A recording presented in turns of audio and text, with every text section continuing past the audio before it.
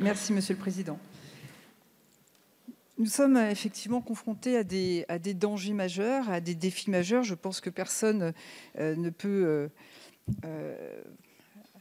prendre ce texte avec légèreté. Nous avons été favorables au fait de renforcer et d'améliorer les dispositifs de renseignement et de mieux les encadrer, favorables aux mesures qui permettent d'empêcher le plus possible la récidive et de favoriser la réinsertion.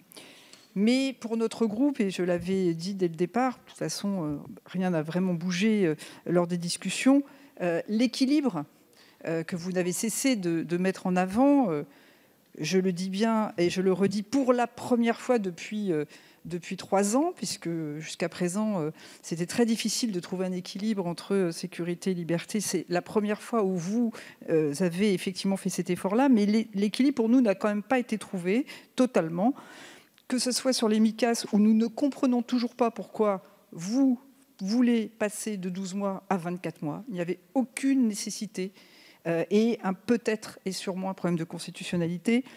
Sur les algorithmes, nous sommes favorables à la technologie des algorithmes. Nous ne comprenons pas non plus pourquoi vous avez abîmé une fois encore la notion d'expérimentation, puisque nous n'avons pas un résultat d'expérimentation. Le ministre de l'Intérieur l'avait dit lui-même, même si effectivement, 1 heure après, il avait dit le contraire. Mais enfin, vous avez aussi abîmé la notion de transparence.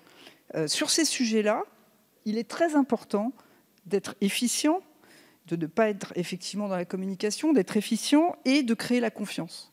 Donc c'est sur ces sujets-là que pour nous, ça sera difficile de voter en faveur du projet.